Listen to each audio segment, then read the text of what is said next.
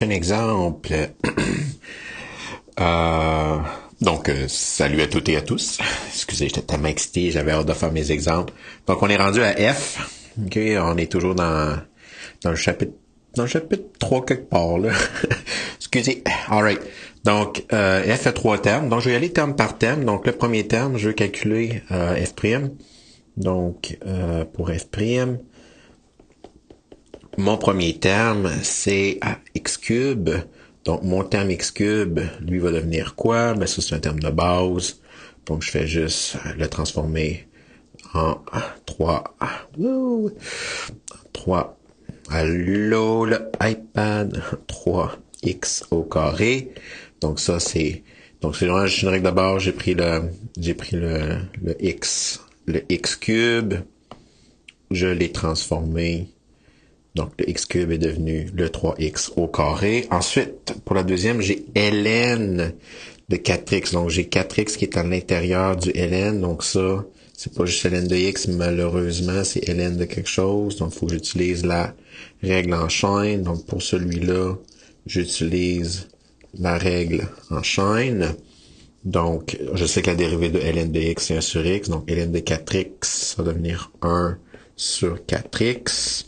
Donc, mon intérieur qui n'a pas changé. Donc, mon 4x qui est toujours dans sa boîte, là. OK, il bouge pas. Mais je vais multiplier ensuite. Je multiplie ensuite par sa dérivée. Donc, à l'intérieur, j'ai 4. Donc, je calcule la dérivée intérieure de 4x qui me donne 4. Donc, ça, c'est la dérivée. Ça termine ma dérivée en chaîne. Donc, le dernier terme qui est le plus compliqué, I guess, ici, c'est le e à la 1 moins 2x fois ln de cos de x. Donc, ici, j'ai le produit de deux termes. J'ai le produit de e à la 1 moins 2x qui multiplie le ln de cos de x. Donc, j'ai le produit de deux bulles. Okay, donc, je vais utiliser ma règle du produit. Donc j'ai un moins de 20, donc je vais juste écrire la règle du produit sans faire les calculs de côté. Donc je vais faire moins, je vais ouvrir une grosse parenthèse. Donc c'est la dérivée du premier, donc la dérivée par rapport à x de e à la moins 2x, fois le deuxième, donc fois ln de cos de x. Donc si j'écris la règle du produit au lieu de le calculer, là, donc la dérivée du premier fois le deuxième plus le premier, e à la 1 moins 2x, fois la dérivée du deuxième, donc fois le ln de cos de x. Bien sûr, vous aurez pu faire comme d'habitude, identifier u, identifier v, calculer u', v', puis tout combiner. Ça n'a pas d'importance, vous le faites comme vous voulez, tant et aussi longtemps que vous arrivez à la bonne réponse. OK? Donc, ensuite, qu'est-ce qu'il me reste à calculer? Donc, j'ai deux dérivés à calculer dans ma dérivée dans mon produit. Donc, juste m'assurer, OK, ouais, dans mon produit. Donc, ici, mon premier terme à dériver. Donc, mon premier terme à dériver, j'ai e à la quelque chose. Donc, je dois utiliser ma règle en chaîne. Donc, j'ai une règle en chaîne pour celui-là. Donc, ici, encore une fois, je vais avoir une règle en chaîne. Puis, c'est la même chose pour la deuxième dérivée à calculer, le dérivé de ln de cos de x. Donc, à l'intérieur du ln, j'ai cos de x. Donc, puisque j'ai cos de x à l'intérieur, donc je vais utiliser ma règle en chaîne. Donc, j'ai ln cos intérieur. Donc, encore une fois, à l'intérieur, ici, là, j'ai une règle en chaîne à calculer. Donc, j'y vais. Donc, c'est un peu long, il faut que je réécrive tout. Donc, j'ai 3x au carré. Donc, 1 sur 4x fois 4, les 4 se cancellent. Il reste juste plus 1 sur x. Moins, je vais ouvrir ma grosse parenthèse. Donc, la dérivée de e à la quelque chose, c'est e à la quelque chose. Donc, j'ai e exposant 1 moins 2x. Donc, l'exposant change pas, mais je vais multiplier par la dérivée de l'intérieur.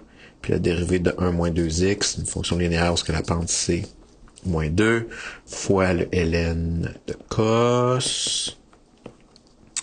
Donc ça c'est mon v, plus u, donc e à la 1 moins 2x, fois la dérivée de ln de quelque chose. Je sais que ln de x c'est 1 sur x, donc ln de quelque chose, ça va venir 1 sur ce quelque chose-là. Donc 1 sur cos de x, que j'ai pas changé. Puis là, la dérivée de cos, c'est quoi? La dérivée de cos, c'est, donc je multiplie ensuite par la dérivée de l'intérieur. Donc la dérivée de cos, c'est moins sin. Je ferme ma grosse parenthèse. Donc, juste pour bien illustrer mes dérivés en chaîne, là, donc le dérivé de 1 moins 2x, je l'ai dérivé pour avoir le 2 qui est en dessous, excusez, le moins 2. Puis le dérivé de cos, je l'ai dérivé pour avoir le moins sin de x. Encore une fois, vous pourriez laisser la question comme ça. Moi, vu que je suis seul dans ma vie, là, je vais continuer. Donc, le produit final, donc pas le produit final, mais le résultat final. Donc, je vais avoir 3x au carré plus 1 sur x. Donc là, je vais distribuer mon moins à l'intérieur. Donc, je vais avoir plus. Donc, le moins que je rentre à l'intérieur. Donc, j'ai un moins 2. Donc, je vais avoir plus 2. Je vais écrire mon coefficient premier. E à la 1 moins 2x fois ln de cos de x. Ensuite, qu'est-ce que je vais faire? Là, le moins qui rentre va canceller le deuxième moins aussi, donc je vais avoir un autre plus. Puis sin sur cos, juste pour vous écœurer, sin sur cos c'est tan, donc je vais avoir plus e à la 1 moins 2x fois tan de x. Ça, c'est le super clean version de cette question-là. Alright. Y a-t-il quelqu'un qui dit d'autres exemples, s'il vous plaît? Alright, on va aller à G. G, dans le fond, qui est pas trop compliqué. Donc, pour G, c'est juste un premier exemple où ce que là, on va faire une dérivée en chaîne avec une fonction trigonométrique. Donc, je dois dériver sin de x moins x au carré. Donc, ici, encore une fois, j'ai pas juste sin de x, j'ai sin de quelque chose. Donc, il faut que j'utilise... Hey, j'ai la misère avec mes boîtes. OK, donc sin de quelque chose, je le mets dans une boîte. OK, voilà. Donc, puis ici, j'ai dit voilà. Là, il m'agace, là. OK. Donc, ici, juste rappeler, vu que ça fait un petit bout, là, remarque, on sait que si on commence avec sin de x, puis on le dérive, on va avoir cos. Sauf que là, j'ai pas juste sin de x, j'ai sin de quelque chose. Donc, si j'utilise ma règle en chaîne, ça va me donner quoi? Ben, f' de x. Donc, si j'ai sin de quelque chose, ça va venir cos de ce quelque chose-là, qui est protégé par sa boîte. Mais je vais le multiplier par... Ensuite, donc ça, c'est le principe en chaîne. Donc, je multiplie ensuite par la dérivée de l'intérieur. La dérivée de x, c'est 1. La dérivée de x au carré, c'est moins 2x. Donc, si j'ai appliqué ma dérivée en chaîne, j'ai dérivé mon truc. Puis, that's it, j'ai fini. J'ai pas besoin de rien faire d'autre. Donc, ça, c'est un bel exemple. Short and sweet. Next. Donc, je suis à H. J'ai le cosinus de racine de x carré plus 1. Donc, si je vois une racine, c'est un réflexe naturel. Maintenant, on va juste se débarrasser de la racine puis utiliser une puissance. Donc, cos de la racine, c'est une chose que cos de x au carré plus 1 à la 1/2. Donc, c'est x au carré plus 1 qui est à l'intérieur de la puissance 1/2 qui est à l'intérieur de cos. Donc, il faut vraiment aller une règle à la fois. Donc, ici, quand je regarde la fonction, celle qui est la plus extérieure, entre guillemets, c'est la fonction cosinus. Donc, quand je lis cette fonction-là, en général, je dis que c'est le cosinus de quelque chose. Donc, ici, j'ai le cosinus de quelque chose. Donc, je dois utiliser ma règle la règle en chaîne. Donc, c'est une règle en chaîne pour commencer. Donc, je vais utiliser ma règle en chaîne. Donc, ça, c'est une règle en chaîne. Donc, on se rappelle. OK, donc, remember. Si on commence avec cos, puis tu dérives, ça te donne moins sin. Sauf que là, j'ai pas juste le cosinus de x, j'ai le cosinus de quelque chose. Donc, quand je vais calculer f', la dérivée de cos, c'est moins sin. Donc, je vais avoir moins sin de mon quelque chose étant x au carré plus 1 à la 1/2, que j'ai pas touché, parce que c'est x au carré plus 1 à la 1/2 dans ma boîte qui la protège. OK? Donc, mais je multiplie ensuite par la dérivée de l'intérieur, là, qui est un petit peu compliqué, donc je vais prendre mon temps, donc qui est x au carré plus 1 à la 1/2. Donc maintenant, quand je regarde la nouvelle dérivée intérieure, donc je vous rappelle, là, je l'ai pas calculé, mais je vais juste l'écrire, donc j'ai ma dérivée. Donc maintenant, quand je regarde ma nouvelle dérivée, donc ma dérivée de l'intérieur, j'ai x au carré plus 1 qui est à l'intérieur de 1/2, donc ça va être une autre règle en chaîne qui va utiliser la formule de la puissance. Donc ici, une autre règle en chaîne à appliquer. Pour x au carré plus 1 à la 1/2, je sais que x à la 1/2, sa dérivée, c'est 1/2, x à la moins 1/2. Donc, si j'ai x au carré plus 1 à la 1/2, quand je vais le dériver, donc s'il faut juste que je réécrive, donc moins 1 sin de x au carré plus 1 à la 1/2. Je pourrais écrire racine à ce point-ci vu que j'ai terminé avec, mais peu importe. Donc, ensuite, je vais faire fois. Donc, le 1/2 tombe en avant. Le x au carré plus 1, j'y touche pas. Il était dans sa boîte de protection. OK, donc quand il est dans sa boîte de protection, on change pas. Wow, vas-y, boîte, vas-y. Donc, j'ai ma boîte. Donc, ma nouvelle puissance, c'est 1/2 moins 1 qui va devenir moins 1/2 fois la dérivée de l'intérieur, puis la dérivée de x au carré, c'est 2x. La dérivée de 1, c'est 0. Donc, je vous rappelle, ce 2x-là, c'est juste ma dérivée que j'ai recrachée. L'intérieur. Puis, ça termine. Je pourrais simplifier. Est-ce qu'on a le goût de simplifier? Oui!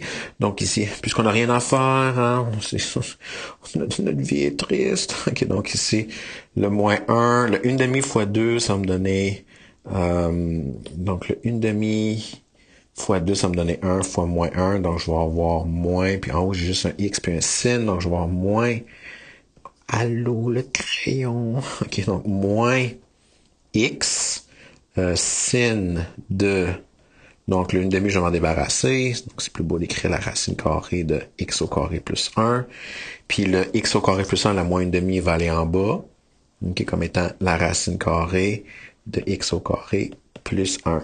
Wow! Vraiment beau. Okay, puis ça, c'est la forme simplifiée. Mais encore une fois, là, les commoners, on peut laisser la réponse comme ça. Je vais être bien content, là. Le monsieur va être bien content.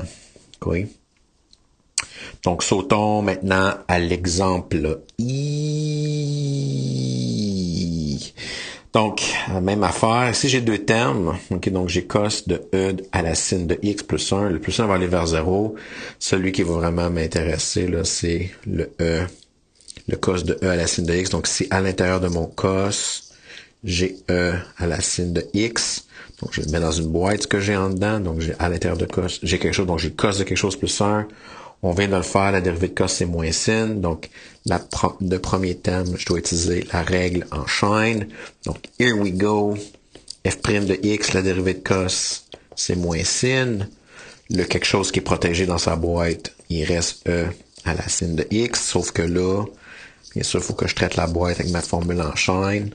Donc, je vais multiplier par la dérivée de l'intérieur. Ici, je vais prendre mon temps. Encore une fois, l'intérieur, c'est E à la sin.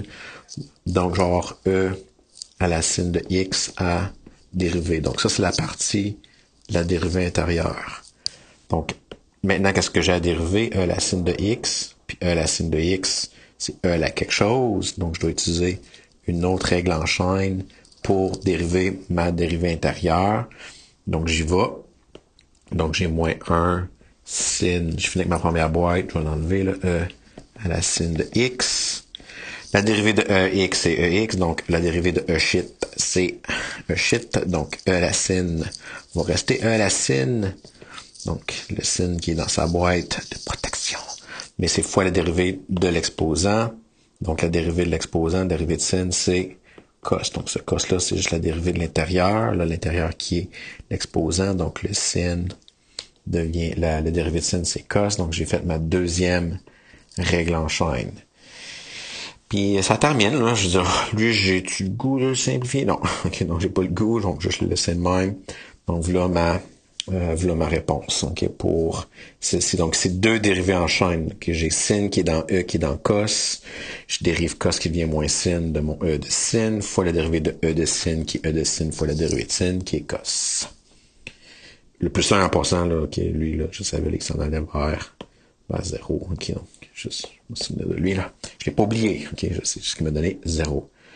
Alright, last exemple. Là, je vais pas l'écrire au long, là, juste le passer au travers avec vous. Donc ici, qu'est-ce que j'ai? Donc j'ai la fonction,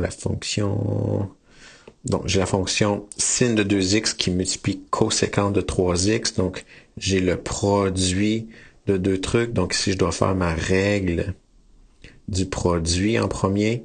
Okay, donc, je vais faire ma règle du produit. Voyons, la misère, la misère. J'ai la misère. Oh, calvaire. Anyways. Donc, je fais ma règle du product. Donc, j'ai deux termes. J'ai sin et sin de 2x puis coséquence de 3x. Donc, je vais faire intervenir un coséquence. Donc, mon u de x, c'est simplement sin de 2x. Sauf que là, sin de 2x, bien sûr, j'ai sin de quelque chose. Donc, il faut que j'utilise ma règle en chaîne. La dérivée de sin de quelque chose, c'est cos de ce quelque chose-là fois la dérivée de l'intérieur. Donc, fois la dérivée de l'intérieur. Donc, à l'intérieur, j'ai quoi? Ben, j'ai juste un 2. Donc, la dérivée de l'intérieur, c'est 2. Maintenant, pour l'autre fonction, donc pour v, donc j'ai coséquence de 3x. Là, c'est ici, là, il n'y a pas vraiment de formule, mais il faut juste utiliser la dérivée en chaîne en général. Donc, si v, c'est coséquence de 3x, puisque la dérivée de coséquence, c'est moins coséquente cotangente. Si j'ai coséquence de quelque chose, je vais avoir moins coséquence de ce quelque chose-là, fois cotangente de ce quelque chose-là. Donc, on voit, là, les quelque chose ne changent pas. Puis là, qu'est-ce que je dois faire ensuite? Ben, je dois multiplier après, là, donc l'intérieur, là, c'est la même boîte, là, donc il merge ici, là. Puis je regarde la dérivée de l'intérieur de 3x, donc j'ai juste un 3 à faire. Donc j'ai coséquence de quelque chose, c'est moins coséquence de ce quelque chose-là, cotangente de ce chose-là, fois la dérivée de l'intérieur, dans ce cas ici, qui est juste 3. Donc, j'applique ma règle du produit, donc j'ai mon u' fois v, plus, donc si je l'écris là, tant qu'à être là, donc je vais l'écrire, donc j'ai mon u' fois v, plus u fois v', puis si je simplifie, donc j'ai 2 cos de 2x, donc 2 cos de 2x, voyons la misère, ok, 2 cos de 2x coséquence de 3x, moins, là j'ai le moins 3 que je vais mettre en avant en premier, donc moins 3 sin de 2x coséquence de 3x cotangente de 3x. Donc, puis ça finit mon dernier exemple, puis en fait ça finit tous les exemples de cette section-là. C'est tout. Puis en fait ça termine ce que vous devez savoir pour votre premier examen. Ok. Bye bye là.